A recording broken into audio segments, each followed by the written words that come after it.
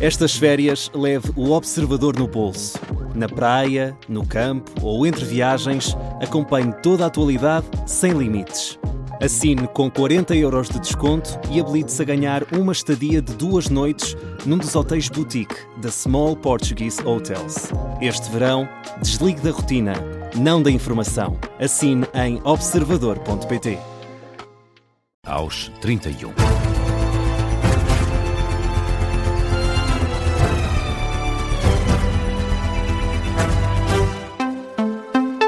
Está a começar o Jornal da Uma, com a edição do José Rafael Lopes. José, em Ceuta, há grupos de civis a organizar patrulhas de bairro para perseguir os migrantes que ainda permanecem na cidade. Acontece após a entrada massiva de milhares de pessoas na semana passada na cidade espanhola. É o que dá conta uma investigação do jornal El País, que revela que estas caçadas, é o termo utilizado pelo jornal, são, Marta Caramelo Nobre, organizadas através de grupos online. A manchete do jornal espanhol detalha a formação de patrulhas em certos bairros de Ceuta que perseguem e intimidam os migrantes. É um fenómeno organizado de violência que acontece através de grupos de WhatsApp, onde os participantes trocam informações em tempo real sobre a localização dos migrantes que se escondem nos arredores da cidade.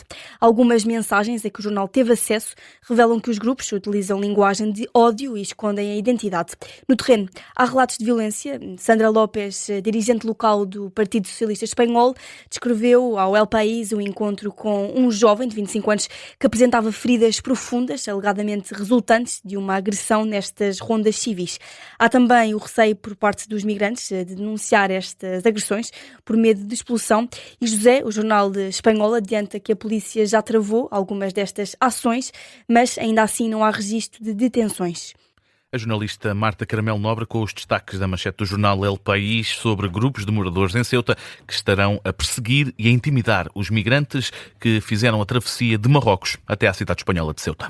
E a crise migratória de Ceuta está também a causar impacto no futebol. Tal como o LIVRE em Portugal, o Partido Vox em Espanha deu entrada a uma iniciativa parlamentar que prevê pedir ao Congresso espanhol a exclusão de Marrocos da organização do próximo Campeonato do Mundo, cuja organização é de Portugal, Marrocos e Espanha. Na proposta, o partido de Santiago Abascal entende que a entrada de 70 mil migrantes em Ceuta quebrou as bases de confiança e cooperação entre os dois países. O partido espanhol, de extrema-direita, acrescenta que Rabat não é o parceiro ideal para organizar um campeonato do mundo, nem para qualquer questão de vizinhança. É o que defende o partido de extrema-direita espanhola. E ainda na atualidade internacional, um acordo entre o Irão e Omã sobre uma nova rota marítima no Estreito de Hormuz pode ser anunciado hoje. É o que diz o Ministério dos Negócios Estrangeiros do Irão, Al Jazeera, que adianta também que os detalhes sobre este acordo estão a ser fechados. O ponto mais determinante da discussão diz respeito à trajetória que os navios podem ter de adotar na travessia pelo Estreito de Hormuz, com coordenadas que ainda estão por ser decididas. A questão da aplicação de taxas às embarcações que desejam atravessar o canal marítimo é outro dos temas em cima da mesa. O Irão pretende ser ele próprio o país a receber esse valor, essas taxas, uma posição que é incompatível com a lei internacional, isto numa altura em que o presidente norte-americano Donald Trump garante que prefere assinar um acordo com o Irão do que prolongar a guerra. Por cá, o Governo quer abrir vagas adicionais para os alunos prejudicados na fase de candidatura ao ensino superior devido à correção dos exames. O presidente do Conselho Coordenador dos Politécnicos prevê um impacto quase nulo para as instituições. E diz que esta medida não é nova. Foi uma promessa feita pelo Ministro da Educação, revelada pelo bastonário da Ordem dos Advogados.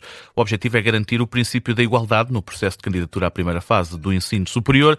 Luís Louros diz na Rádio Observador que esta tem uma boa finalidade, a proposta, mas explica que as instituições já têm por hábito abrir estas vagas extra. Esta situação acontece todos os anos. Por exemplo, 2 alunos que concorrem e que são colocados num mesmo curso que tem X vagas e são colocados, o último colocado tem a mesma nota. Às vezes acontece haver 4 alunos com a mesma nota e é obrigatório criar 3 vagas adicionais para aqueles alunos, nenhum deles ser prejudicado, porque têm a mesma nota de candidatura, a mesma situação e as vagas acabaram ali, não é? Imagine. Agora, neste caso será por situações extraordinárias, mas as instituições estão mais do que preparadas para fazer isso e as universidades politécnicas têm efetivamente toda a flexibilidade para acolher estas alterações. Quanto a alterações no calendário para o próximo ano letivo, o presidente do Conselho Coordenador dos Institutos Politécnicos desdramatiza. As instituições estão preparadas, sabem o que é preciso fazer, discussão, neste momento, ainda não há decisões definitivas, porque estamos a aguardar para ver se corre tudo bem, para não estarmos a fazer alteração sobre alteração. A informação que temos da tutela é que a segunda fase correu com grande normalidade, que está tudo dentro daquilo que era expectável e, por isso, as instituições, quando chegarem ao início de setembro, terão os calendários, reequacionados.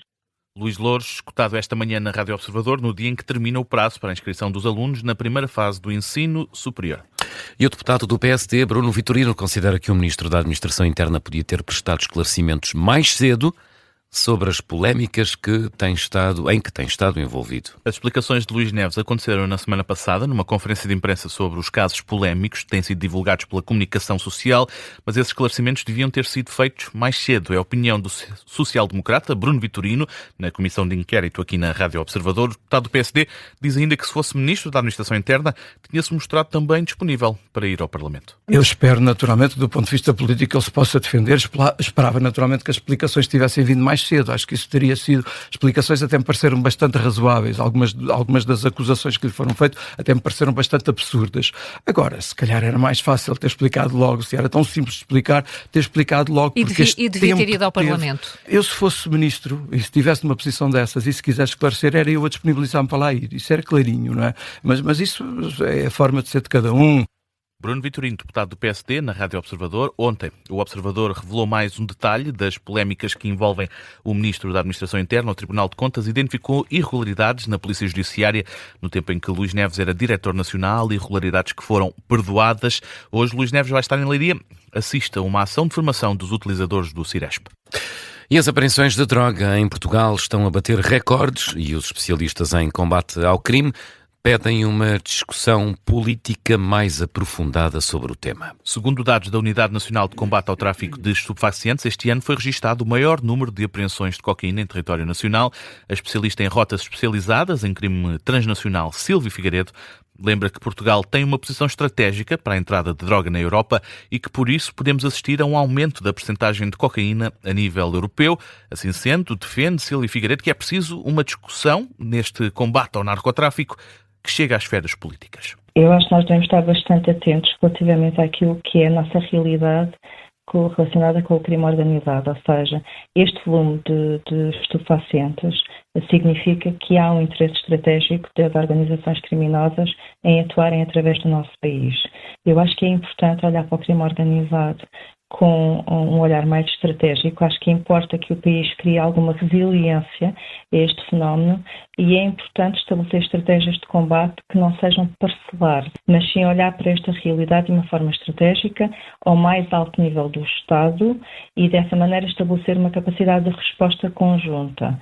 Já o presidente do Observatório de Segurança, Criminalidade Organizada e Terrorismo, o OSCOT, Francisco Rodrigues, diz que a entrada de droga no país é facilitada pelo problema de segurança nos portos. Francisco Rodrigues aponta também o fator humano como o principal problema. Nós, efetivamente, temos um problema de segurança. O problema de segurança está na possibilidade que existe relativamente àquilo que é o retorno financeiro que o tráfico de estupefacientes traz, que é a possibilidade de, com alguma facilidade, comprar os serviços de alguém. Nós temos que perceber é que a fragilidade de todos estes processos reside, e volto outra vez ao tema, reside na parte humana.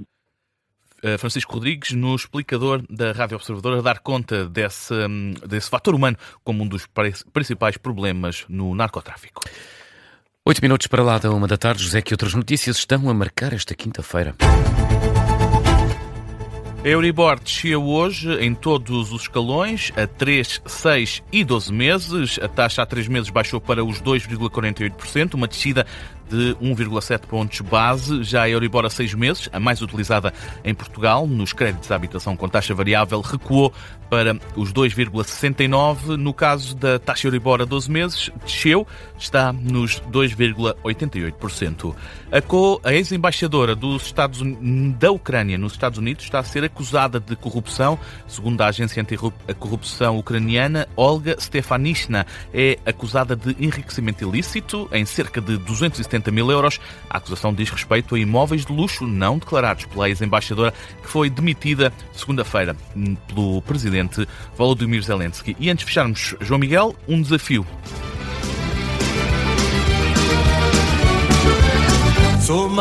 Quanto tempo até adivinhares a música?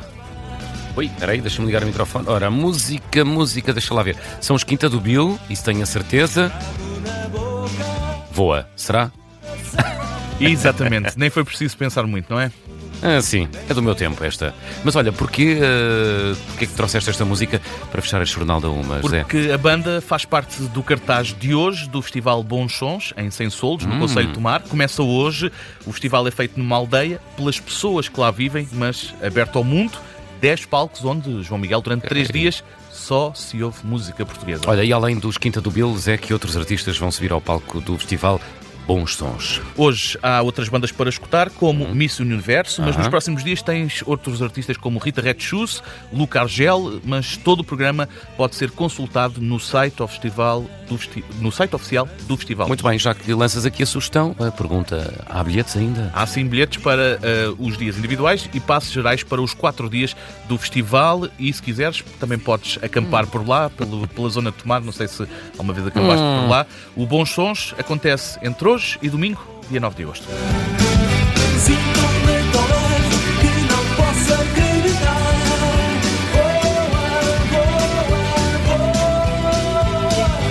Os Quinta do Bill a fechar o Jornal da Uma.